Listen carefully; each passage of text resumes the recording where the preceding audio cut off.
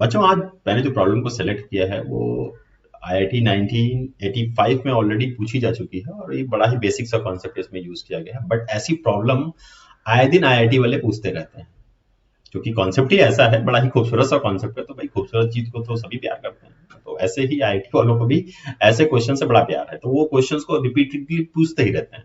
लगभग हर साल ऐसा क्वेश्चन आता ही है। तो आइए देखते हैं कि इस कॉन्सेप्ट में ऐसी क्या खास बात है। इसमें एक फंक्शन गिवन है बच्चा हमें, और उस फंक्शन में हमें कुछ चीजें दिख रही हैं, साइन दिख रहा है, लॉग दिख रहा है, स्क्वायर रूट ऑफ दिख रहा है, ये सब चीजें दिख रही हैं। एफ ऑफ एक्स का डोमेन फाइंड आउट करना है, कुल मिला के यहाँ पे ये पूछा जा रहा है आपसे कि एफ ऑफ एक्स का डोमेन, दैट मीन्स कि एक्स की वो वैल्यूज फाइंड आउट करिए जिसके लिए कि सारा का सारा अरेंजमेंट एक्सेप्टेबल हो, वैलिड हो जाए। ठीक है, ये हमें फाइंड आउट करना पता है।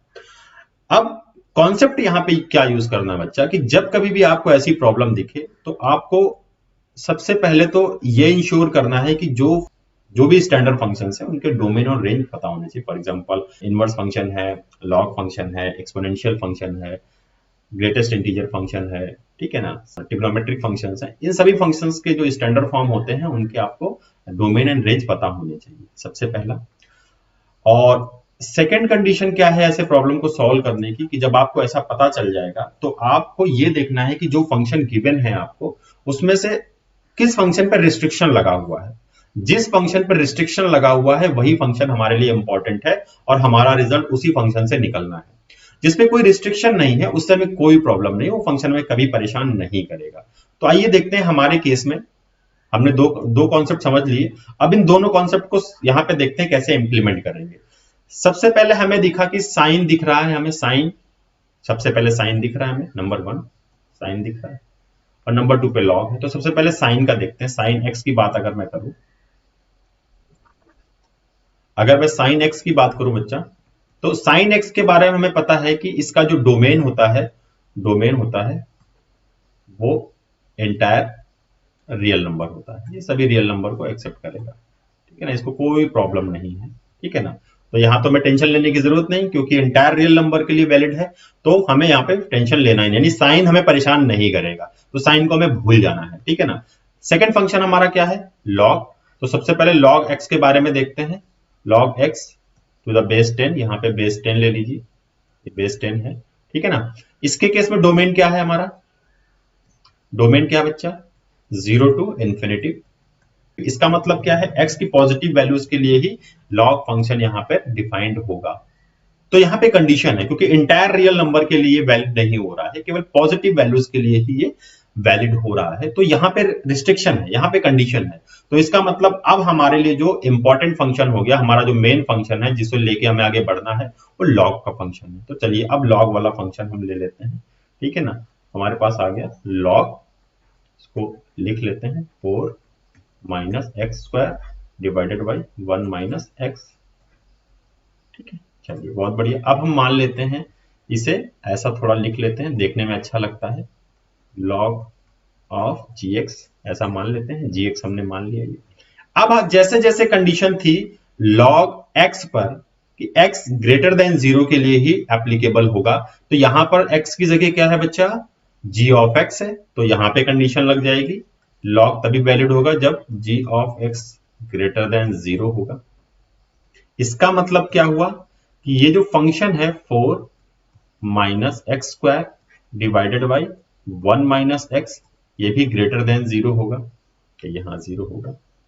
अच्छा, एक चीज और समझने वाली ये है कि डिनोमिनेटर हमें ये पता है, डिनोमिनेटर जब भी होता है वो 0 नहीं हो सकता, 0 नहीं हो सकता। दैट मीन्स कि हमारे यहां पर डिनोमिनेटर 1 माइनस एक्स है, तो ये कभी भी 0 के इक्वल नहीं होगा। इससे हमें क्या पता चलेगा, x नेवर इक्वल्स टू 1। एक कंडीशन तो मिल गई हमें, ठीक है ना, एक कंडीशन हमारे पास आ गई, ये हमें पता चल गया। ठीक है। अच्छा, एक समझने वाली बात यह है कि g ऑफ x पॉजिटिव है, ऑलवेज पॉजिटिव है। इसका मतलब क्या होगा बच्चा, कि ऊपर वाला फंक्शन भी पॉजिटिव होगा और नीचे वाला फंक्शन भी पॉजिटिव होगा, तभी ऐसा हो सकता है, या दोनों ही नेगेटिव हो जाएं। बट हमें यह पता है कि स्क्वायर रूट ऑफ x कुछ भी होगा, ये हमेशा एक पॉजिटिव नंबर ही होगा, या 0 हो सकता है एट मैक्स, बट नेगेटिव नहीं होगा, ये हमें पता है, इस बात की तो श्योरिटी है। तो ये ऑलवेज ग्रेटर देन और इक्वल टू 0 होगा। दैट मीन्स कि नीचे वाले फंक्शन से अब कंडीशन है कि ये भी हमेशा ग्रेटर देन जीरो ही हो सकता है, इक्वल टू तो हो नहीं सकता, इसको भी ग्रेटर देन जीरो ही होना, दैट मीन्स कि इसको हमेशा पॉजिटिव होना पड़ेगा। तो 1 माइनस एक्स पे एक और कंडीशन लग गई भैया कि ये हमेशा ग्रेटर देन जीरो होंगे, दैट मीन्स पॉजिटिव होंगे, तभी ऐसा होगा। और यहां से हमें ये पता चल गया कि x ऑलवेज लेस देन 1, तो एक ये कंडीशन मिल गई। दूसरी x 1 के इक्वल नहीं होगा, क्या होगा, 1 से छोटा होगा, ठीक है, ये दूसरी कंडीशन मिल गई। अब आते हैं next, square root of 4 minus X square, X square square root के अंदर है, तो इसका मतलब क्या हो गया, 4 minus X square always greater than और इक्वल टू जीरो ना। स्क्वायर रूट की कंडीशंस हमें पता है, यहां से हमारे पास जो x आएगा, एक्स स्क्वायर आएगा, लेस देन और इक्वल टू 4 आएगा। फाइनली हमारे पास जो x आएगा वो क्या आएगा बच्चा, -2 ग्रेटर देन और equal to x less than और इक्वल टू 2। ये थर्ड कंडीशन आ गई हमारे पास। अब करना क्या है, अब हमारे पूरा का पूरा फंक्शन हमारा सॉल्व हो चुका है। करना क्या है, इंपॉर्टेंट अब यहां पर है। इंपॉर्टेंट ये है बच्चा कि हमारे पास जितनी कंडीशंस आई हैं, फर्स्ट, सेकंड एंड थर्ड, इन तीनों कंडीशंस को हमें कंबाइन करना है, और उसके बाद जो फाइनल रिजल्ट आएगा वही हमारा फाइनल डोमेन होगा, क्योंकि हमें सारी कंडीशंस को सेटिस्फाई करके चलना है, ठीक है ना। किसी एक को हम सेटिस्फाई करके निकल जाएंगे तो बाकी नाराज हो जाएंगे। फूफा जी को सेटिस्फाई किया तो जीजा जी नाराज हो जाएंगे, जीजा जी को सेटिस्फाई किया तो मौसा जी नाराज हो जाएंगे। तो ऐसा ना हो, ताकि फंक्शन बहुत बढ़िया चलता रहे, तो हमें इन तीनों को सेटिस्फाई करना ही पड़ेगा, ठीक है ना, तीनों की बात रखनी पड़ेगी। तो आइए देखते हैं तीनों की बात कैसे रखेंगे। यहां से हमें ये कह रहे हैं कि भैया -2 से 2 तक आप जा सकते हैं, कोई टेंशन नहीं है, लेकिन बीच में 1 आता है, बीच में एक 1 भी तो आएगा। अगर मैं इसको ड्रॉ कर लूं, अगर इसको मैं ऐसे स्ट्रेट लाइन पे ड्रॉ कर लूं, अब नंबर लाइन का जो खेल शुरू होता है, देखिए अब नंबर लाइन का हम यूज करते हैं। नंबर लाइन आपने पढ़ा होगा, अब नंबर लाइन का यूज करना पड़ेगा आपको। यहाँ पे कहीं -2 होगा, यहाँ पे कहीं 2 होगा, बीच में कहीं 1 भी होगा।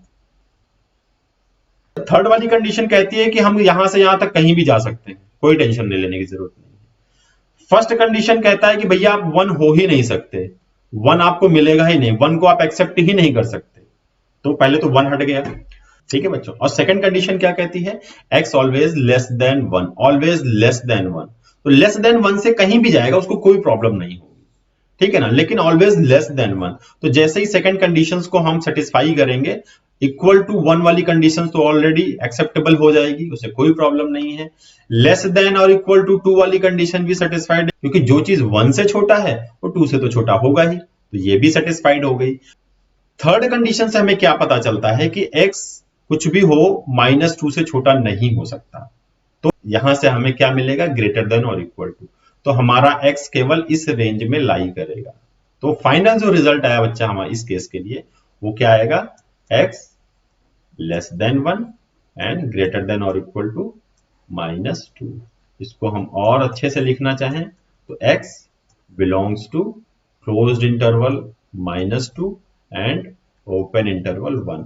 तो -2 से 1 के बीच ये लाई करेगा, तो ये हो गया हमारा डोमेन ऑफ fx, ठीक है ना, ये आंसर आ गया। -2 तो एक्सेप्ट करेगा, बट 1 को ये एक्सेप्ट नहीं करेगा, 1 से हमेशा छोटा ही रहेगा, ठीक है, 1 से हमेशा छोटा ही रहेगा। तो ये अपना फाइनल आंसर। आई होप कि ये कॉन्सेप्ट आपको समझ में आया होगा। मिलते हैं इसी तरीके से किसी खूबसूरत प्रॉब्लम के साथ। टिल देन, जय हिंद, जय भारत।